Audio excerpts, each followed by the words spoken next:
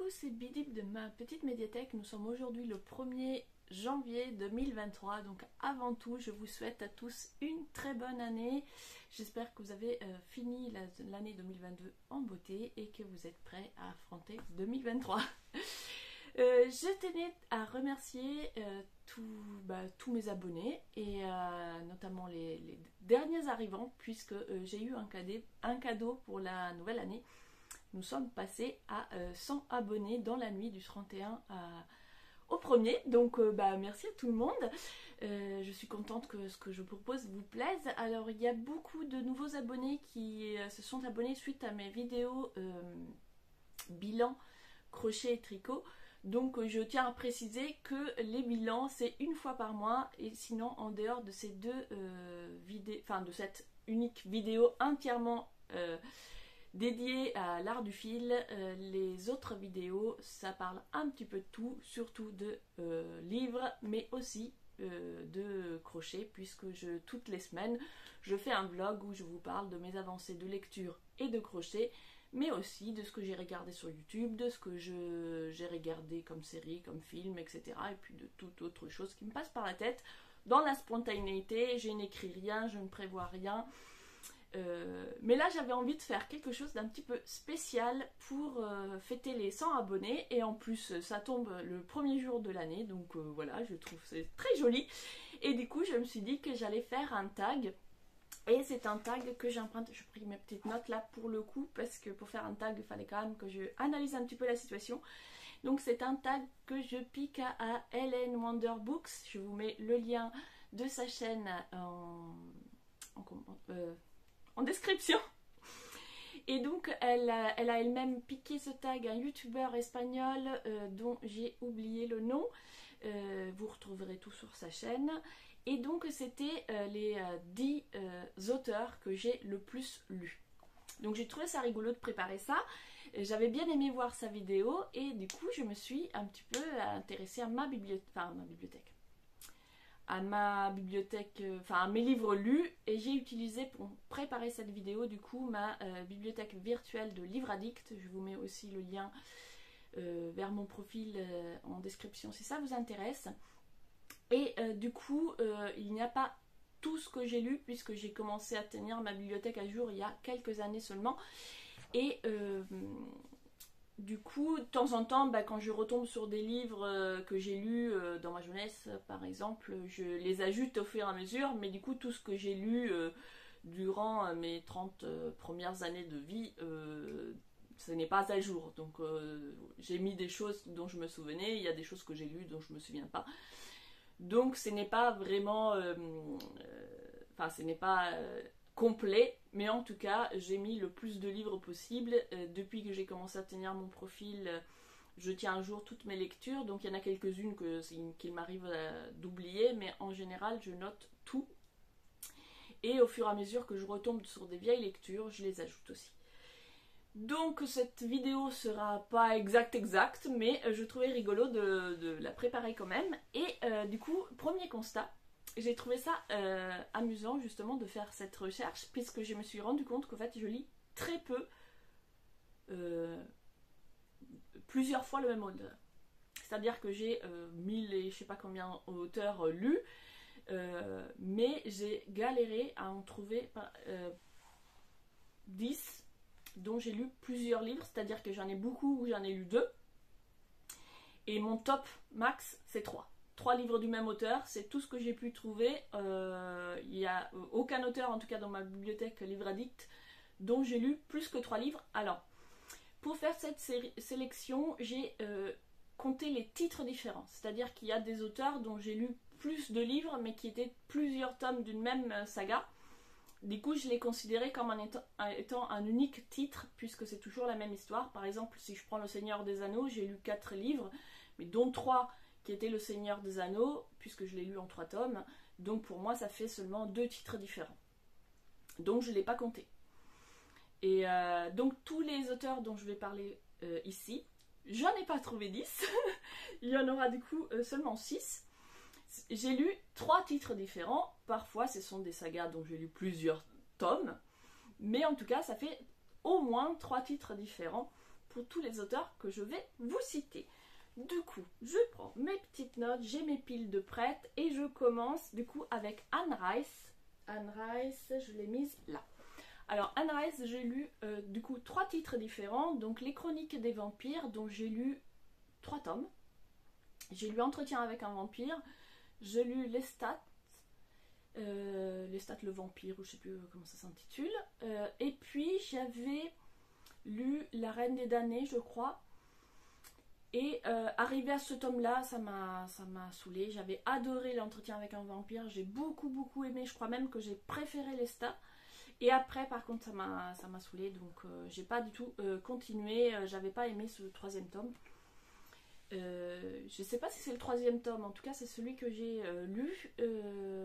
C'était des livres qui m'ont été prêtés, donc je ne les ai plus avec moi. J'avais lu ça, je devais avoir la vingtaine et c'était la première fois avec L'Entretien avec un vampire que je n'arrivais pas à dormir, que je restais toute la nuit éveillée parce que je voulais absolument lire et du coup ça a été quand même une révolution dans ma vie de lectrice puisque c'était la première fois que j'arrivais à lire autant. Alors pour ceux qui découvriraient la chaîne, en fait je suis dyslexique. Du coup, pour moi, lire, j'adore la lecture, je lis énormément, mais pour moi, lire, voilà, c'est pas forcément quelque chose d'évident. Et du coup, quand j'étais jeune, c'était beaucoup de frustration, c'était très dur pour moi de lire. Et du coup, voilà, quand j'ai découvert Anne Rice, ça a été un peu une révolution parce que j'arrivais à lire d'un trait comme ça. Et du coup, ça m'avait fait énormément plaisir. C'était des livres qu'une amie m'avait prêtés. Et du coup, voilà, ça occupe une place spéciale dans mon cœur. Depuis, j'ai voulu relire d'autres choses d'elle et voilà, je pense que ça ne correspond plus spécialement à mes goûts maintenant, mais je garde quand même cette autrice dans mon cœur parce que ça avait été à l'époque un coup de cœur pour ces 2 premiers tomes de la série. J'ai lu récemment Le Don... Non, comment ça s'appelle Les Chroniques du Don du Loup. J'ai lu du coup le 1er tome que j'avais acheté d'occasion. J'ai trouvé que c'était une lecture sympa, mais justement il y avait voilà, ça m'a pas non plus emballé. Il y avait beaucoup de clichés, il y avait beaucoup de voilà, c'est une lecture où j'ai passé un bon moment, je me suis amusée, mais ça m'a pas marqué. Et c'est ce genre de lecture où des fois tu lèves un peu les yeux au ciel. Du coup je l'ai pas gardé, je l'ai lu, mais je l'ai donné, je l'ai mis dans une boîte à livres. Moi j'ai récupéré énormément de livres dans une boîte à livres, donc quand j'ai des livres que j'ai lus que je tiens pas à garder, soit je donne autour de moi si je connais des gens qui sont intéressés, soit je les mets dans les boîtes à livres. Et le dernier, celui-là, je l'ai encore dans la bibliothèque parce que c'est pas à moi, ce n'est pas vraiment un roman du coup, puisque c'est un recueil de nouvelles et ce sont plusieurs auteurs, mais il y a une nouvelle de Anne Rice, du coup ça me fait 3 titres différents pour cette autrice. On passe à l'autrice suivante, Yoko Ogawa. Et c'est pour cette autrice, je n'ai aucun livre puisque je les ai tous empruntés à la bibliothèque. Alors j'essaierai de vous insérer les couvertures au fur et à mesure. Donc j'ai lu Les Abeilles, Le Parfum et Cristallisation Secrète. Alors Cristallisation Secrète, c'est vraiment celui qui m'a marqué le plus. Et c'est un livre que je n'avais pas emprunté. Celui-ci, je l'avais acheté pour l'offrir à ma cousine. Je ne pense pas qu'elle passera par là, mais je lui fais des bisous quand même. Et donc c'est un livre que je lui avais acheté puisque c'était une autrice japonaise qu'elle étudie le japonais. Et du coup je me suis dit que ça pouvait lui plaire. Et avant de lui offrir, je l'ai lu et je l'ai adoré. Donc je ne sais pas, je me souviens plus ce qu'elle en a pensé elle. Mais en tout cas moi j'avais beaucoup aimé ce roman qui est un roman fantastique où on va suivre une femme sur une île et en fait les choses disparaissent petit à petit, mais elles disparaissent pas seulement physiquement, elles disparaissent même de leur esprit. Et par exemple tout le monde oublie les oiseaux, il n'y a plus d'oiseaux, tout le monde oublie, et en fait les gens oublient au fur et à mesure plein de choses, et quand ils les oublient, ces choses disparaissent jusqu'à finalement tout disparaît. Et du coup c'est très étrange, c'est une histoire très étrange, c'est impossible à résumer parce que dit comme ça peut paraître très bizarre. Mais alors moi j'avais beaucoup aimé ce livre puisque on va suivre du coup une héroïne qui essaye de lutter contre ce phénomène, qui essaye de garder plein de souvenirs, de choses, etc. Mais qui n'arrive plus à se souvenir qu'est-ce que c'est, etc. Mais finalement elle va être aussi importée dans cette mouvance. Et j'avais trouvé... ça m'avait énormément touchée, je pourrais pas trop expliquer pourquoi. En plus c'est une lecture qui date de... il y a au moins une quinzaine d'années. Du coup, c'est difficile d'en parler maintenant. En tout cas, je sais que c'était une lecture qui m'avait beaucoup marquée au point de vouloir justement lire d'autres romans de la même autrice, chose donc rare pour moi. Et du coup, j'avais emprunté des ouvrages. Les abeilles, je ne me souviens plus très bien de quoi ça parle. En tout cas, c'est un livre très très court et il me semble qu'il y a une question d'une femme qui vit seule. Son mari doit être parti pour travailler ou quelque chose comme ça, et d'un étudiant. Mais par contre, voilà, j'ai des souvenirs très très très vagues de celui-ci. Et le parfum, si je ne me trompe pas, c'est aussi une histoire liée aux souvenirs, etc. Et c'est une femme qui va enquêter sur le passé de son compagnon qui est décédé. Et qui du coup, elle décide de partir à la recherche de l'histoire de son homme que finalement elle connaissait très peu, puisqu'il était très secret. Et ça a aussi un côté très fantastique. Donc ça fait très longtemps que j'ai lu ces 3 romans dans la même année, je crois. Ça fait très longtemps que je n'ai pas relu de roman de cette autrice, mais je me la note du coup dans un petit coin de ma tête, peut-être pour 2023, parce que je sais que j'avais beaucoup aimé ces romans, que ça a un côté fantastique mais en même temps un côté très réaliste, et j'avais bien aimé justement ce côté, le réalisme qui glisse lentement vers le fantastique, un peu comme le réalisme magique d'Amérique latine. Je sais plus si ça s'appelle comme ça, enfin, c'est loin les études de littérature. En tout cas, c'était une autrice qui m'avait beaucoup marquée, et du coup je me dis ça vaudrait le coup d'essayer de relire des romans d'elle. Puis c'est intéressant, je trouve, de relire un auteur 10, 15, 20 ans après pour voir si on en a toujours le même ressenti ou pas, et comment on accueille les choses. Par exemple, Anne Rice, j'ai réessayé, bon, ça me parle plus du tout, donc je garde ça comme un bon souvenir, et je vais vers d'autres lectures, mais voilà, du coup Yoko Ogawa, je pense que ça me pourrait toujours me plaire. Autre auteur dont j'ai lu plus de 3 titres, encore un auteur japonais, il y a Haruki Murakami. Donc j'ai lu La Ballade de l'impossible, Au sud de la frontière et à l'ouest du soleil, et L'incolore Suzuki. Alors j'en ai quelques-uns là pour le coup. Ah, pardon, j'ai tout tombé. Donc L'incolore Tsukuru Tazaki et ses années de pèlerinage. Donc j'ai du coup c'est chez Belfond. Celui-ci c'est le dernier que j'ai lu, donc je commence par le dernier, mais c'est pas grave. En fait je l'ai beaucoup aimé, et dans les commentaires que j'ai lus à propos de ce livre, beaucoup de personnes ne l'ont pas trop aimé. Du coup c'est rigolo parce que moi c'est celui que j'ai préféré, ça m'a le plus marqué. En fait je me suis beaucoup identifiée au protagoniste. Alors résumer des romans d'Haruki Murakami, c'est très difficile pour moi, surtout qu'il a la particularité finalement, cet auteur, d'écrire des histoires qui ne m'intéressent pas. Enfin, le contenu de l'histoire, ça ne me touche pas. Les personnages, je ne les aime pas, et quand je commence un de ces romans, j'arrive pas à le lâcher, j'ai envie de savoir. Donc c'est le seul auteur qui me fait ça. Généralement, si je n'aime pas les personnages, que l'histoire ne m'intéresse pas, je n'arrive pas à lire, je abandonne le livre. Avec Murakami, c'est fou, je suis là en disant ah mais ils sont insupportables, et je lâche pas le bouquin. Donc celui-ci, pour une fois, j'avais aimé le personnage, en tout cas je m'étais identifiée à lui. Donc c'est un jeune homme, je ne sais plus, c'est un adulte, hein, mais qui a manque de confiance en lui, etc., et qui a vécu du coup des événements un peu tragiques dans sa jeunesse.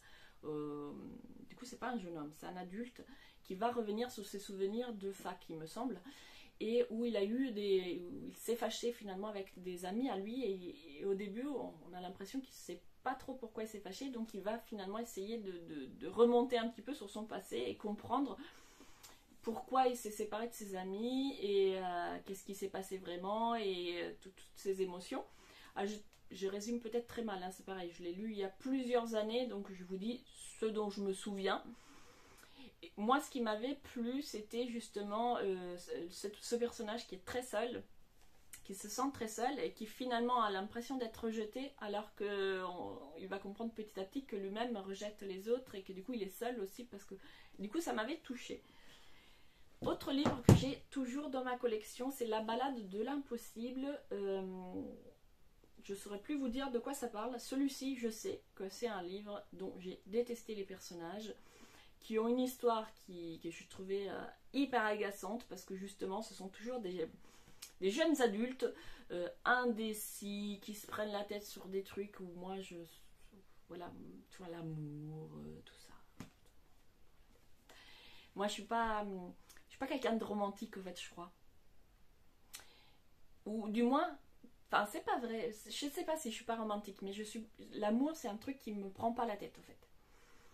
Pour moi c'est simple, j'aime pas, enfin dans ma personnalité je veux dire, c'est pas genre j'aime mais il m'aime pas et puis je souffre, parce que moi si tu m'aimes pas, ben, je vais pas t'aimer non plus. C'est con de dire ça, mais c'est impossible à expliquer pour moi ce que je veux dire, mais en tout cas tout ce côté où les gens se prennent la tête sur l'amour, sur le machin, que ce soit en roman, en film ou même dans la vraie vie, j'ai beaucoup de mal à comprendre en fait. Et ça me saoule en fait, les gens qui se prennent la tête, je l'aime, il ne m'aime pas, il aime quelqu'un d'autre.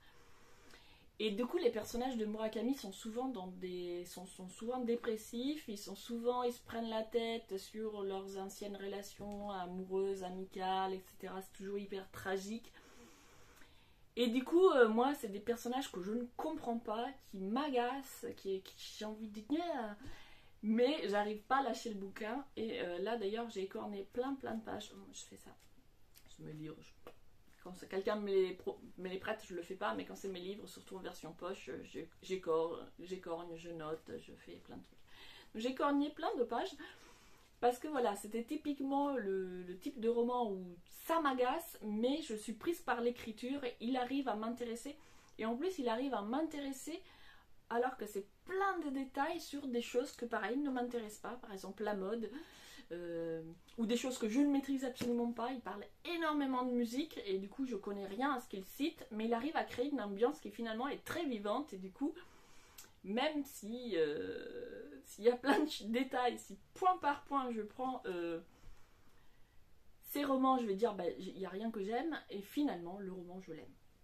Donc celui-ci, mais par contre ça ne me reste pas. Je sais que je l'ai aimé, que j'ai lu l'histoire d'une traite, mais par contre je ne saurais pas vous dire de quoi celui-ci parle, ou de quoi parle au sud de la frontière et à l'est du soleil, que je n'ai pas chez moi puisque c'était un livre que j'avais emprunté. Mais du coup je sais pas trop de quoi ça parle. Je sais juste que c'est ce genre de personnage comme ça, torturé, mal dans sa peau, mal dans sa vie, etc., que j'ai dévoré. Et que j'ai adoré détester. Voilà, ah oui, par contre j'en ai un autre que j'ai dans ma bibliothèque, celui-ci on me l'avait offert, un Q84 que j'ai commencé et que je n'ai jamais pour le coup, celui-ci d'ailleurs c'est rigolo parce que c'est le premier que j'ai lu, impossible d'en venir à bout, il fait 3-4 tomes je crois, et non, je vois qu'il y a pourtant des pages écornées, ça voudrait dire que je l'ai lu et que je m'en souviens même pas. Parce que je me souviens de l'avoir commencé et avoir pas réussi à le lire. Donc j'ai dû le poser et le reprendre un peu plus tard, mais voilà, ça m'a marqué au point que j'étais persuadée que je l'avais pas lu, alors que je vois qu'il y a des pages coraniées jusqu'à presque la fin. Donc j'ai dû le lire. Donc là on est dans une sorte de SF. Je sais pas, là pour le coup c'est étrange, parce que là il y avait plein de choses qui étaient susceptibles de me plaire. Le côté SF, le côté il y avait de l'action, etc. Un personnage tueur à gages, il me semble. Donc il y avait plein de trucs susceptibles de me plaire. Et contrairement aux autres romans, j'ai beaucoup peiné à le lire. Voilà pour ce qui est de Murakami. Je me demande si j'en ai pas lu un quatrième. Mais comme c'était avant d'avoir Livre Addict, je l'ai noté. Enfin, si je les ai notés sur des cahiers que je sais plus où ils sont, dans le grenier, dans un carton. Donc je me demande si j'en ai pas lu un quatrième, mais je saurais plus vous dire lequel. Donc on passe à l'auteur suivant, donc Anna Gavalda. Anna Gavalda, j'ai lu, donc Je voudrais que quelqu'un m'attende quelque part. C'est un recueil de nouvelles que j'avais adoré. J'avais vraiment beaucoup aimé l'ambiance, c'est des nouvelles assez courtes.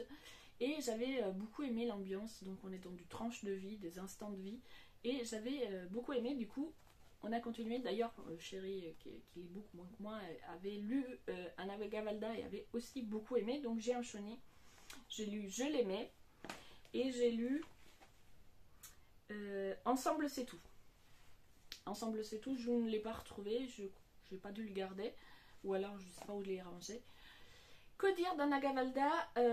J'avais énormément aimé son recueil de nouvelles et j'ai enchaîné du coup avec des romans qui sont du coup des romans pareil, tranches de vie, mais qui sont très centrés sur l'amour, les relations amoureuses, etc. Et donc, si on veut faire un roman qui parle d'amour, c'est que c'est compliqué. On va pas faire un roman qui parle d'amour où tout le monde est heureux et où ça se passe bien et personne ne se prend la tête, ça ferait pas un bon roman.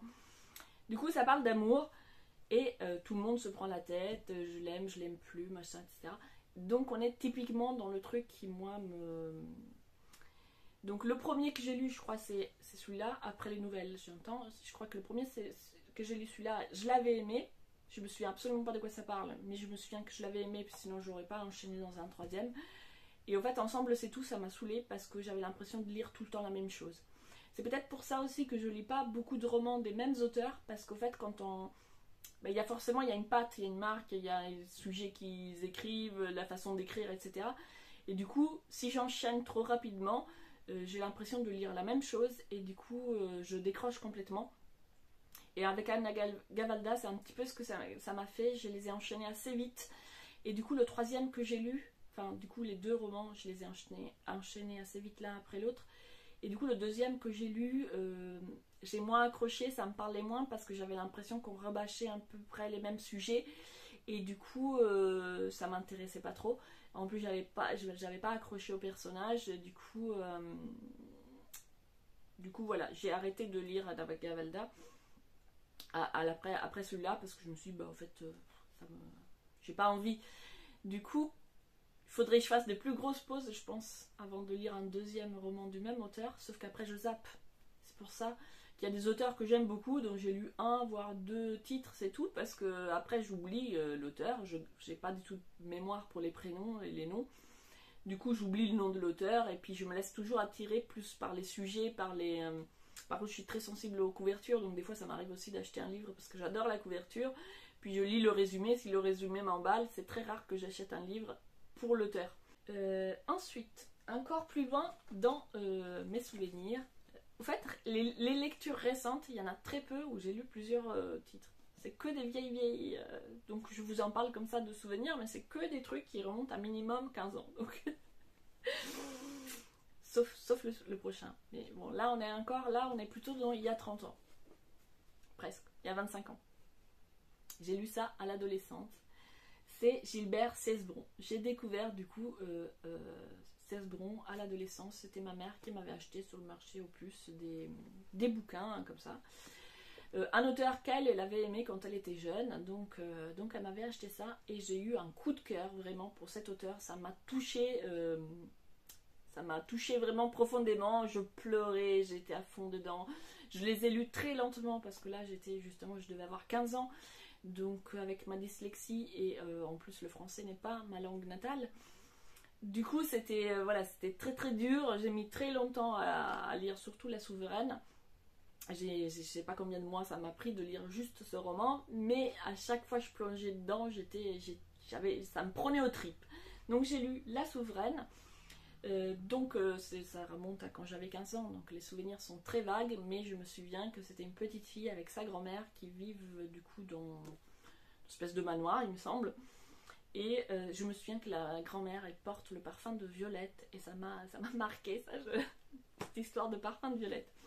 C'est à peu près les seuls souvenirs que j'ai, sauf que je me souviens que ça m'avait beaucoup aimé, du coup j'en avais lu d'autres du même auteur. J'avais là pour le coup enchaîné, mais on n'a pas le même rapport à la lecture quand on a 15 ans et quand on est plus vieux. Du coup, ça m'avait pas fait le même effet. J'aurais pu en lire d'autres si j'avais lu plus vite. Du coup, j'ai lu Les Saints vont en enfer et Chien perdu sans collier. Je ne les ai plus avec moi, pourtant c'était des livres qui étaient dans ma collection, mais c'était l'époque où j'habitais encore du coup chez ma mère et du coup avec tous les déménagements, les siens, les miens, etc. Ces livres ont disparu, je ne sais pas du tout où ils sont. Probablement qu'on a dû les donner lors d'un de ces déménagements.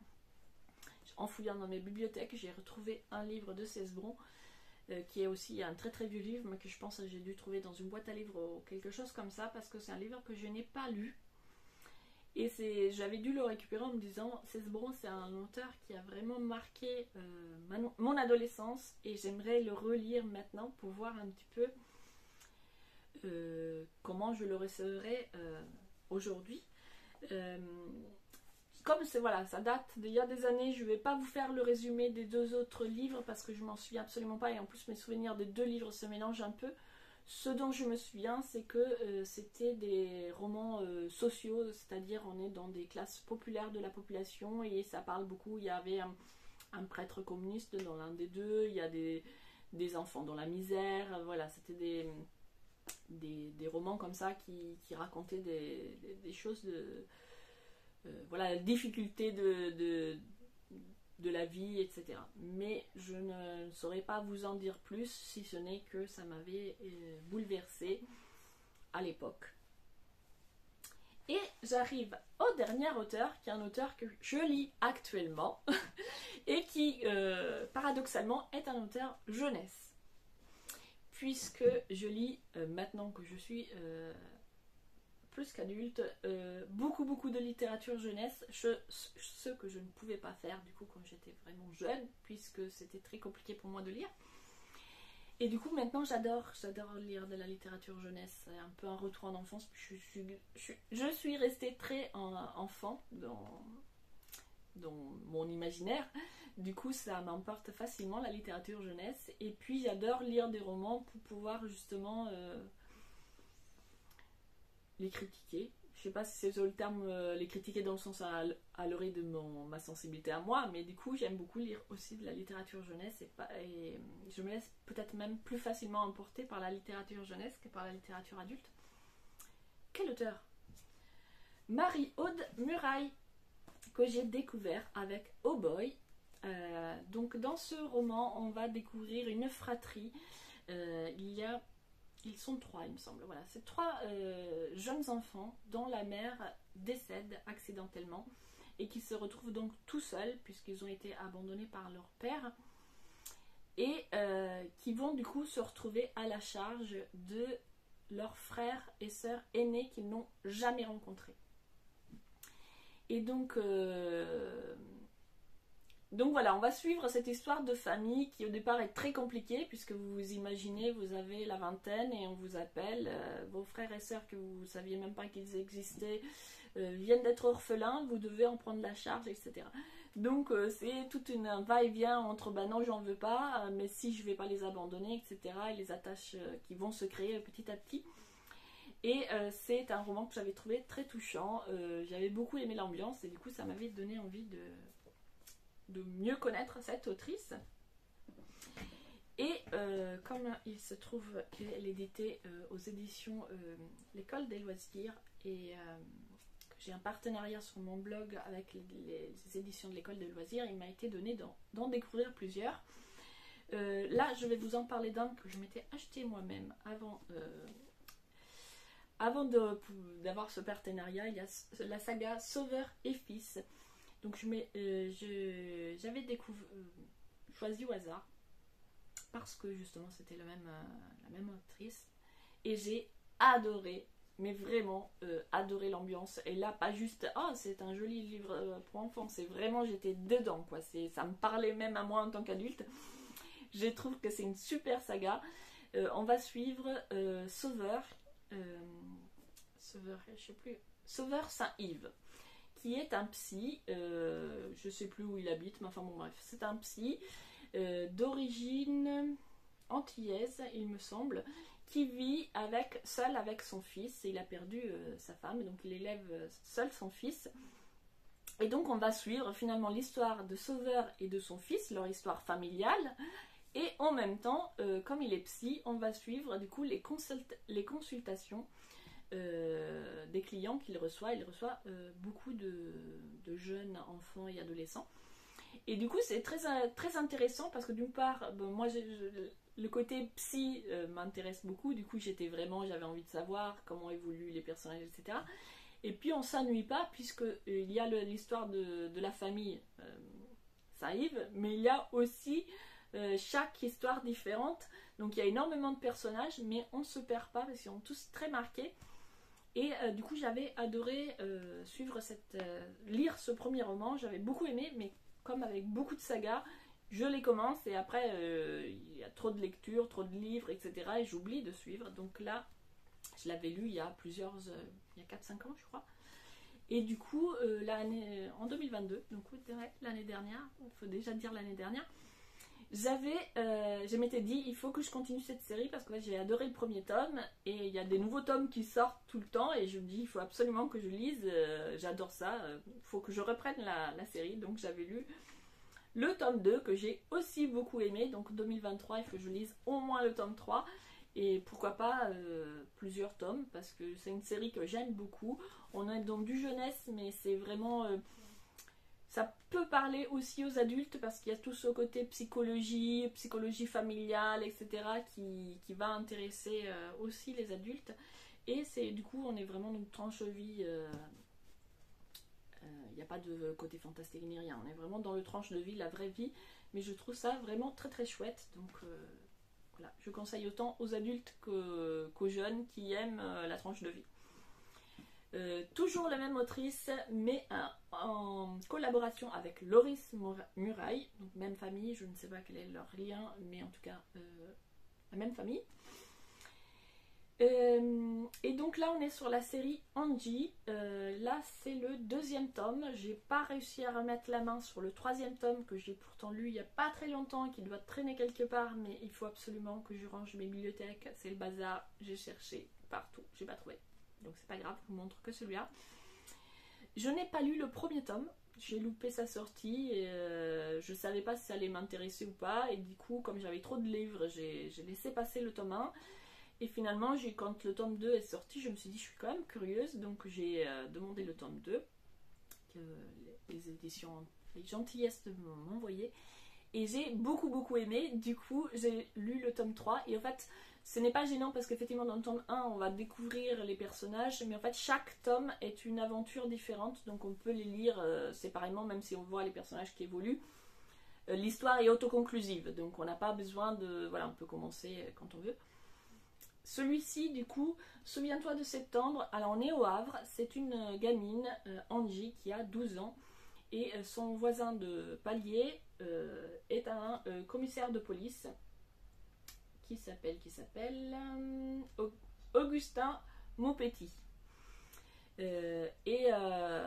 Augustin est très particulier et il ne voit pas du tout d'inconvénient à impliquer sa jeune voisine dans ses enquêtes. Et Angie est très curieuse et un peu spéciale aussi, et du coup elle veut tout le temps se mêler des enquêtes de son voisin. Et Angie a une particularité, je ne sais plus comment on appelle ces mémoires, où dès qu'elle voit une chose, elle le garde en mémoire, donc elle est bien utile aussi au commissaire, commandant, je ne sais plus les degrés, mais enfin bref. Pour les enquêtes, c'est pratique d'avoir quelqu'un qui a vu une chose une fois et qui pourra te redire, mais si, elle avait telle chemise, tel truc, machin. Du coup, on va suivre donc les enquêtes de ce duo un peu atypique. Ici, ça va être l'histoire. L'histoire est rattachée finalement à des événements liés à la Deuxième Guerre mondiale. Du coup, l'intrigue était très intéressante. Dans le tome que je n'ai pas mis plus sous la main et dont le titre m'échappe parce que j'ai pas de mémoire, l'intrigue était liée à quoi? Je m'en souviens plus. C'est lié aussi au passé et du coup on va en apprendre. J'avais bien aimé parce que du coup on en apprend un petit peu plus sur le capitaine et son passé à lui. Et en même temps il y a une enquête, il va se retrouver il va se retrouver au bureau des affaires classées et du coup ils vont enquêter sur des événements qui ont eu lieu dans les années, je sais plus, 70. d'autres éléments des années 90, et en même temps Angie, presque par jeu, s'est mis à enquêter sur un tueur en série, mais du coup c'est un vrai tueur en série qui sévit au moment où elle mène l'enquête, et du coup ça va être très dangereux. Alors on est dans du jeunesse, par contre celui-ci, très bien, ça passe tout seul. Le troisième tome, c'est pour de la jeunesse un petit peu avertie, parce qu'il va y avoir quand même, du coup, les personnes les jeunes gens très sensibles ou impressionnables, c'est peut-être un peu limite, parce qu'il y est quand même question d'un tueur en série, et on a des détails un petit peu sur la façon dont il tue les gens, etc. Donc voilà, jeunesse avertie. Je préfère le signaler, parce que, bon, voilà, il y a des âmes très sensibles pour être impressionnées par ce troisième tome. Le premier je ne l'ai pas lu, mais le deuxième par contre, bon, il est question aussi de meurtre et tout, mais c'est moins impressionnant. Je décroise les jambes parce que je commence à avoir des fourmis. Et donc voilà, j'en arrive au bout de mes 6 auteurs, dont j'ai lu au moins 3 titres différents. Et c'est tout, je n'en ai pas trouvé 10 du coup. Et j'espère, voilà, que cette vidéo un petit peu spéciale vous aura plu, que je n'ai pas été trop longue. Je crois que j'ai tendance à beaucoup parler. J'espère que voilà, vous serez encore là. Si vous êtes encore là au moment où je vous parle, mettez-moi un petit, je sais pas, un petit arbre en commentaire, comme ça je saurai que vous êtes arrivé au bout de cette vidéo et que j'étais pas trop longue.